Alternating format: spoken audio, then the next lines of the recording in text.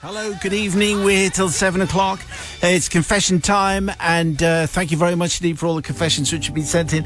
We're compiling the Christmas ones. They'll be starting very shortly. If you have one, particularly if it's a Christmas one, get it in as soon as possible, please. confessions@greatesthitsradio.co.uk. Today's comes from Jonty. Jonty, thank you very much for sending in this tale. Dear Father Mayo and his divine duo. So that'll be you, brother, and also Susie, considered divine. England's abysmal start to the Ashes series in Australia brought back to me very vividly and painfully memories of two other English sporting humiliations in the Antipodes.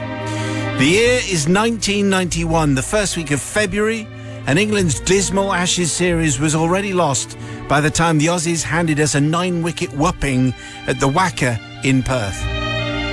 As I recall, the always humorous Phil Tufnell gave the locals much to laugh about in that match. It was coincidentally the week my girlfriend and I landed in the city at the start of a 12-month round-the-world backpacking trip. How about that? Nice. Being a seasoned journalist, says Jonty, I quickly acquired a position as a sub-editor in the city's daily newspaper. And having previously played rugby to a reasonable level, I inquired of the sports editor where I might get a game. The season was about to start shortly. Get yourself down to the Shirley Strickland Oval, mate. Oh, yeah. He drawled. You might get a run out with those blokes. He was from Australia, this guy. Yes, he was, wasn't he? Okay. He was. Down at the said Shirley Strickland Oval, I was quickly bestowed the nickname Tuffers and found myself the only Pom across the club's 4 teams. The reason for the sports editor's recommendation was also quickly apparent. The team had finished plumb bottom of the league, or ladder as they colloquially referred to it, the previous season. It was about all a mere Pom was deemed worthy of, clearly. The Tuffers moniker was replaced by a grudging Pom as I established myself in the first team. Those sneering asides were never far away. Most of my teammates were manual workers. Indeed, a good few were garbos, as they were referred to. That's bin men, obviously. The Pom, meanwhile... I didn't know that. Did you know that? Garbos. Garbos? Garbos. Are you a garbo, mate? The Pom, meanwhile, that's me, wore a shirt, tie and jacket to work. He was, again, in the local colloquial, a bit sus, mate. I'll give it up on suspect. this. Yeah. I like it. Yeah. Winning, however, was an effective tonic, at least until a big match loomed. It would be at the fabulous Wacker ground under lights. Extra training sessions were demanded by our coach. The night before the big game and finishing late at work after getting the first edition away, I hurried into the sheds at the Oval. I guarantee no one knows where this confession is going. Okay. To find all of my teammates already changed and nearing the end of the coach's briefing. Despite my hurried apologies at my tardiness, some of the looks I received were less than understanding.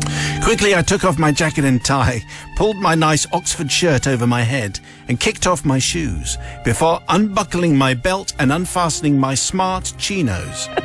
At this point, Father Simon, I should remind listeners that my girlfriend and I were backpacking around the world and thus, understandably, travelling light.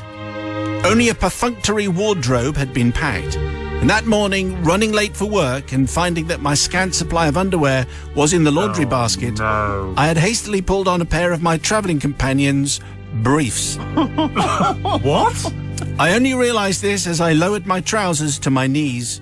A sudden silence descended on the usual boisterous sheds at the Shirley Strickland Oval. I froze in stupefied alarm after several seconds. The silence was broken by our flat-nosed hooker, Derek.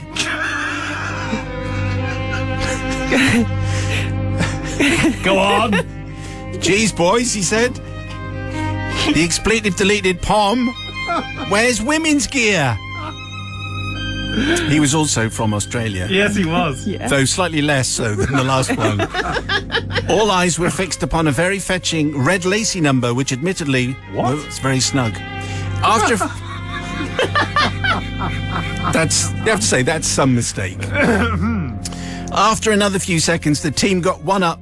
After another few seconds, the team got up one by one and walked quietly out. The coach shaking his head in what only I can consider was disbelief. "I can explain, lads," I cried in desperation. "I can explain." "Now, Pom," replied Derek, the flat-nosed hooker, "I don't think you can, mate. I really don't think you can." Such as there is a happy ending. Our team won the big game and indeed went all the way to the grand final that season, rather taking the wind out of the sails of my newspaper's sports editor. And so my plea to the Holy Trinity for forgiveness. I beg forgiveness from my gallant former teammates, but not for opening their eyes to the, alternative choices for underwear. Because our visas were about to expire, my girlfriend and I had to leave West Australia, and I missed the grand final, which my pals narrowly lost, having to rely on the backup goal kicker even. Easy for me to say. Who'd have thought Ozzy's missing a Pom? Sorry, chaps, but tally-ho and all that, says John T. I mean, you have to say it's an unusual cricketing tale which we bring you today. So let's check in with Sister Susie from the pub. What do you think there for John T? I think John T is a bit sus, a bit sus mate, as they say. He's a bit sus that's with you, no was it? accent there. I was just saying the same thing. Bit sus mate. Bit sus mate. Because surely he'd gone through like the whole days of work beforehand and not realised, forgotten or realised but didn't care.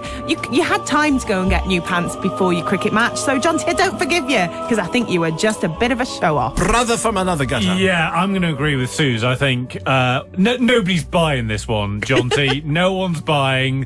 If you just own it, just say, I decided that I would prefer to wear my partner's red lacy things, and I prefer to wear them, so deal with it. Everyone have to deal with it. I'm getting undressed now, and yes, that's what I'm wearing. So just deal with that, rather than oh no, where did these come from? Who'd have thought? I'm going to forgive. Because I always do. No, you were going to agree with... I'm agreeing with Suze. Susie is not forgiven. And for that reason, I choose just this time to forgive, even though... But anyway, consistency, that's what counts. Okay. People's verdict, please. It's the people's verdict's what we want. Now that we should have put a PG certificate on today's confession, retrospectively. It was a surprising tale. It came from John T. Give me the night. Who was on a 12-month backpacking trip with his girlfriend, and then says that he turned up for a cricket match and changed with his Australian teammates, Garbos, apparently, and he had forgotten the fact that he was wearing, because he was in a hurry and he got dressed in the dark, that he had pulled on a pair of his girlfriend's underwear, and then his Australian teammates noted this fact, and they discussed it and then walked out. Anyway, people's verdict, here it comes. So Jill says, forgiven for making me guffaw, but I was really hoping that the other team members would reveal that they were also attired underneath in women's underwear. Maria, not forgiven. I think those pants were red because they were on fire. There's no way Jonty was unaware of what he was wearing. Pull the other one, it's got lace on it. Rachel says, I'm with Susie, not forgiven. Right, Jonty, you remembered your smart chinos, your Oxford shirt, and a belt for your backpacking trip, but didn't pack enough pants. Don't you know the inside-out rule? Better that than wearing red lacy briefs. What's the inside-out rule, Matt? I have no idea. Okay. Yeah.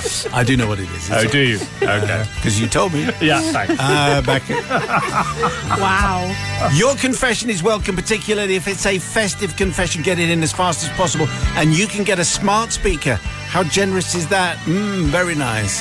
Confessions at greatesthitsradio.co.uk. So let's kick in here with some fine music. There it is. It's the Albinone's Adagio, one of Matt's favourite pieces of music. Love it. Part of your running routine. It is for this one. Yeah. As you slow down. How do you run to it? Well, you're very slowly, I think. Yeah.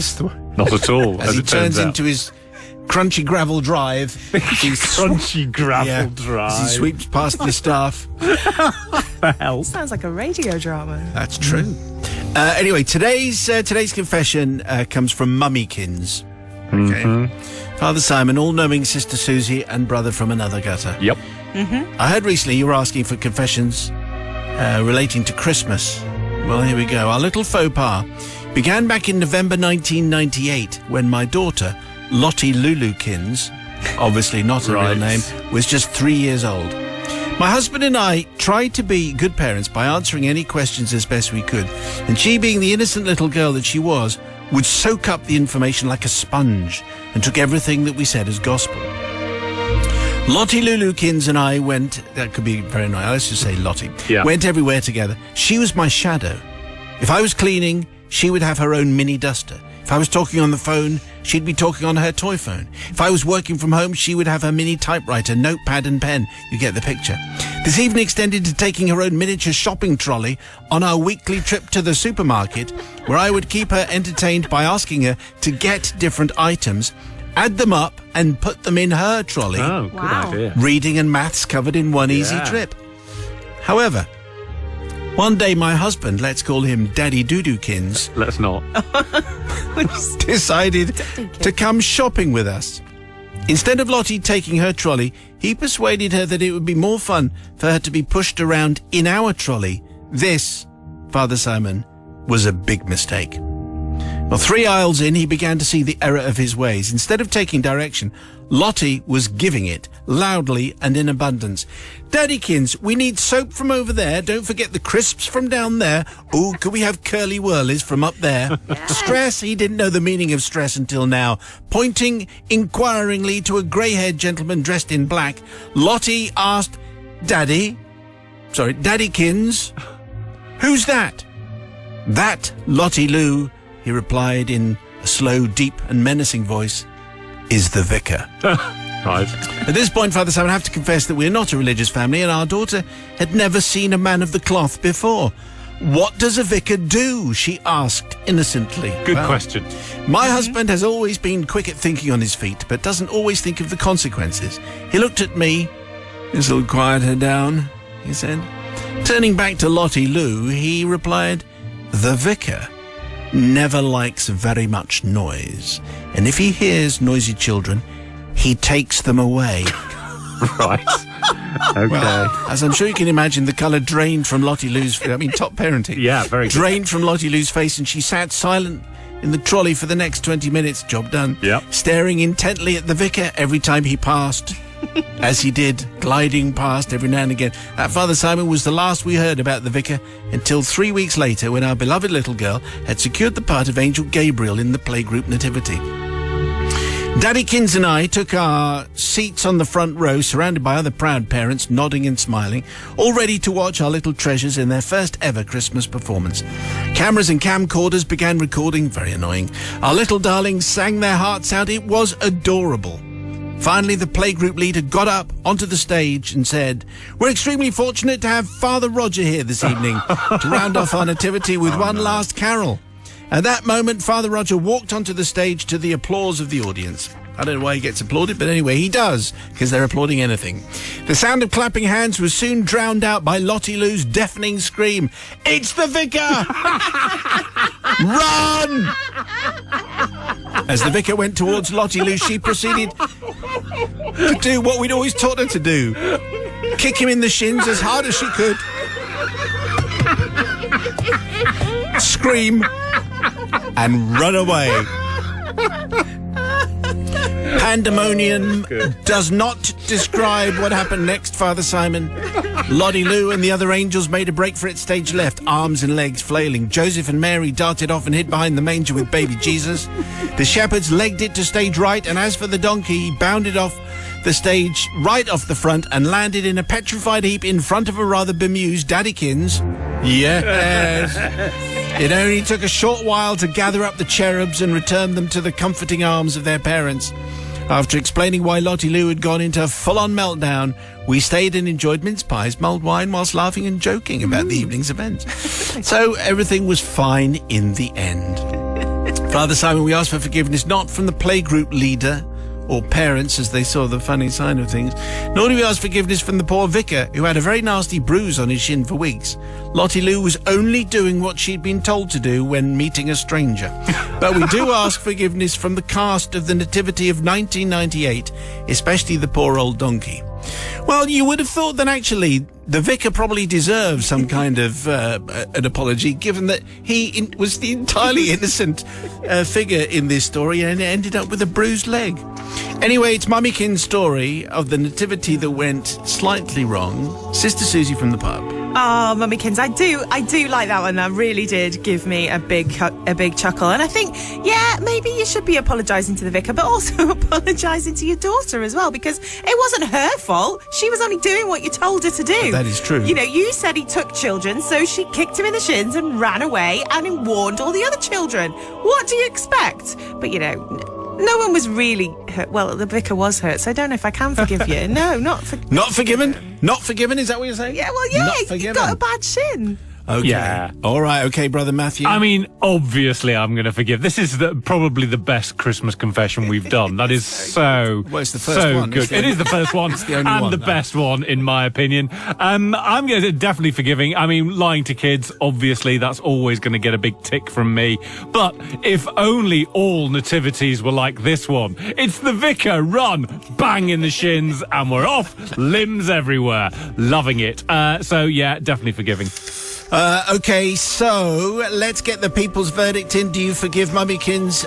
Yes or no? Terrible name. Why should 61054, first word is Simon. Forgiveness, yes or no? It's entirely down to you. 61054, first word is Simon. And if you have a Christmas confession, it's confessions@greatesthitsradio.co.uk. Earlier, however, we had news of today's confession from Mummykins. The nativity story that turned slightly chaotic, what with the daughter attacking the vicar and kicking him on the shins. With hilarious consequences, I think. Yeah. So it's our first nativity confession. The people's verdict is in. Here it is. Yes, pretty much everyone's forgiving. James says, forgiven, too funny not to, but honestly, the poor vicar, he's definitely owed an apology. Mary Fraser says, forgiven if only for the guffaws from you all. Really cheered me up on a soggy, gloomy afternoon. Top story, smart speaker contender by miles. Yes. It's the vicar, run, what a hoot. And finally, Jerry says, forgiven, hilarious. All power to the vicar kicker. Vicar kicker is good, Yeah. but you have to say, quite right, it's the vicar, run. Yes, that's a line. Is a fine line. In fact, maybe at your nativity service, or maybe you at Christmas, as you see the vicar parading in for the carol concert, everyone says, it's the vicar, run! If you have a confession for us, a Christmas confession maybe, you can send it to confessions@greatesthitsradio.co.uk. It's confession time on Greatest Hits Radio. Just checking in with Sister Susie from the pub. Is there a PG certificate on this one? I think so, yeah. Okay. I would. Good. Okay, well, here we go. It's from Mary. Today's festive. Well, it's a And maybe if you're eating as well. Yeah. Brilliant. If you're eating, it's like a 15. It's a double X. From Mary, Father Simon and the ever-forgiving Confessional Collective. As soon as I heard you put out the call for festive confessions, I immediately rushed to my typewriter, as this was the opportunity I'd been waiting for to finally offload my guilt. It's a very tasteless confession, actually, the whole thing. Okay, this is good. You're building it up. My sorry tale is set in the early 90s, different times, but not that different. When I was working as a barmaid before bar persons were invented, says Mary, in our little local backstreet boozer in downtown Battersea, Battersia, South London. That's where we are. I'd like to make it clear at this point that no wildlife was hurt in this story. Okay. At least not by us, says Mary. It's an unpromising start. It normally went straight in the bin, but anyway, bear with us. The landlady of this establishment, I shall call Liz, as she was clearly a fan of that doyenne of acting royalty, Elizabeth Taylor, and based her whole appearance on her, from the top of her dyed black bouffant hair to the tip of her perfectly shod feet. Dripping in fake gold, we know what she could do with that. She carried herself with a regal air and obviously had aspirations of greater things. Sadly, her husband was no Richard Burton, but that's another story. Liz and Richard had never run a pub before. Susie's going to have a particular take on this, I think. And Liz in particular clearly had the right hump, being given our humble little hostelry to cut her managerial teeth on. She consequently decided to use it to try out her grand ideas, ready for when the call came for her to take the reins of the Ritz or the Savoy or even the Coach and Horses in leafy Richmond, where we all aspired to move. After putting up with her constant innovative ideas throughout the year, from canapes on the bar to theme nights featuring every culinary delight from chicken in a basket to finger food buffets, by Christmastide we were both staff and customers. We'd had enough of her shenanigans. I have to say at this point, her shenanigans sound quite fine as far as I'm concerned. But anyway, who's going to object to chicken in a basket? Canapes on the bar, though? I mean, come on. Why not? No, dear oh dear. Our usual festive decorations consisted of a few bits of tinsel that we draped over the telly. However, these were consigned to the deepest, darkest recesses of the cellar, and the pub was now festooned in a sumptuous array of garlands, holly and ivy, and glitter. When a huge tree was delivered and deposited right in front of the jukebox, maybe that's the major crime, we decided enough was enough. After Liz had lovingly decorated it to within an inch of its life, she left the simple final task of the tree topper to Richard Burton to complete, comma,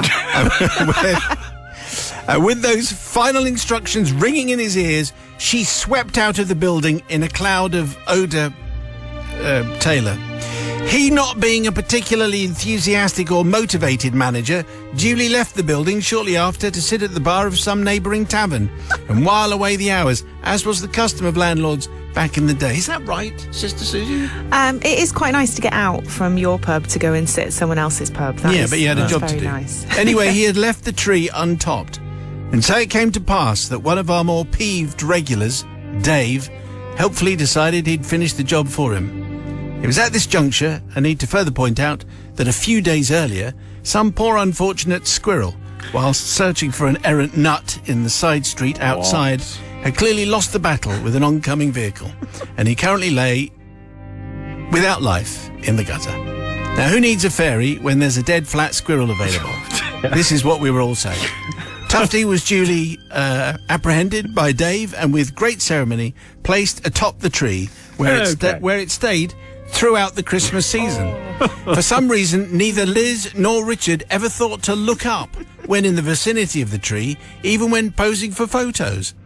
The only indication Liz gave she was aware of something untoward was when she started sniffing the air around the tree after noticing an odd sort of rancid smell in the area, which she put down to the cleaner not doing the job properly and leaving some flicked nuts or spilt drink to fester in the corner. And so far the psalm is not from Liz that I seek forgiveness, who I last heard had ended up running a bar in Spain. In Spain? Frequented by a torrent of, shall we say, enthusiastic British tourists, wearing Union Jack shorts and bright red sunburn heads, singing rousing patriotic ditties. Nor am I seeking forgiveness for the other customers who had to endure the rodenty pong throughout the Christmas season, as the majority were in on the prank, and so we're happy to put up with it. No, it is Flo the cleaner who I must ask forgiveness from, as it was she who was blamed and berated after giving many years of service under various other managers without complaint. And unfortunately was not made party to the Jolly Jape for fear of her dobbing us all in. I find it quite incredible that they posed for photographs, Liz and Richard, by the tree without noticing there was a dead flat squirrel at the top. I wasn't around, says Mary, when the tree was taken down and the cause of the air pollution finally discovered, having resigned my position on Christmas Eve, following a particularly raucous night of seasonal celebration with Brian, but that's another story. And so I therefore sadly missed the look on Liz's face when she realised she had a dead squirrel on the top of her Christmas tree. However, I was reliably informed that the screams could be heard all the way to the Coach and Horses in leafy Richmond. Well, there's a surprise. It's certainly original. It's usually either you get an angel or maybe a star. In this case, it's a dead squirrel. Might catch on. Sister Susie from the pub, what do you have atop your pub tree? Well, Mary, I just think, it wasn't you that put the squirrel there. It was one of the regulars. So I don't think it's you that should be having to ask for forgiveness. I wonder if the photos were like old film developed, so that when they actually got them developed a couple of days or weeks later, they then spotted the squirrel. That would have been quite funny. But I think I forgive you, Mary, because they don't seem like they were very good at running a pub. necessarily. Although I thought her improvements were quite interesting. Anyway, brother from another gutter. Yes, I can't understand why Flo's getting all the flack here. It strikes me this is very straightforward. It was Liz and Richard. They were the ones that were supposed to have put the fairy on top of the tree, and instead it ended up with a dead squirrel. It's almost as if management took the wrong decision and then made someone else take the flack. That's never happened before. Boom in your face. In your festive face. In your face. I am going to forgive. There you go. Very good. I've lost. I think we've all lost it now. Track. Okay, It's the people's verdict, please. On the text, do you forgive Mary, yes or no? On the text 61054, you start your message with Simon. The people's verdict is incoming. Just before the news, our final confession of the week. It was Mary with the dead squirrel on top of the Christmas tree, unspotted by anyone else. The people's verdict is in, and here it comes. So Yvonne in Pontefract says, forgiven. Secret squirrel had his last hurrah as a Christmas fairy. Richard, not forgiven. The innocent cleaner was blamed. Where's her apology? And finally, Jill says, definitely forgiven. That's the best use of a dead squirrel I've heard of. In fact, I'm thinking of changing my Christmas tree. No, I don't. We certainly don't encourage anyone to copy any of the behaviour. Particularly this week's confession. So who's going to get the smart speaker? Monday's confession was from Jonty. He was on the year-long backpacking trip when he turned up for a cricket match and got changed with his Australian teammates, forgetting that he was, for inexplicable reasons, wearing his girlfriend's underwear. Next up was Mummykins' confession, the nativity story that turned slightly chaotic. Run, it's the vicar! It's that one. The daughter attacking the vicar, kicking him in the shins. And you just had the final confession of the week with the dead squirrel, Mary's story with a squirrel on top of the Christmas tree because Richard Burton, but not that one, had failed to spot that it wasn't an angel, but a dead squirrel. So, I think Matthew should go first. OK, it's the vicar run. It's got to be that one, hasn't it? Mummykins' confession from Tuesday. Susie from the pub. It's the vicar run. I think it's got to be. Yep. Is it right that my vote counts for 3? Is it FIFA? No. So your vote counts for 1. Okay, I think that's entirely right. And I'd like yes, because Jonty's was great. But I do think you're right, and that first Christmas confession from Mummykins deserves the smart speaker. And so Vicar. It's the vicar. Run, everybody, is the one that we choose as our favourite confession. Well done to Mummykins. I think we've got your proper name, so we'll send you the smart speaker. We'll be in touch. If you have a confession, we'd love to hear it. confessions@greatesthitsradio.co.uk. Particularly if you have a festive confession. We've got room for 3 more. That's all. Just 3 fantastic confessions to close out next week. If you have one, send it over the weekend. confessions@greatesthitsradio.co.uk.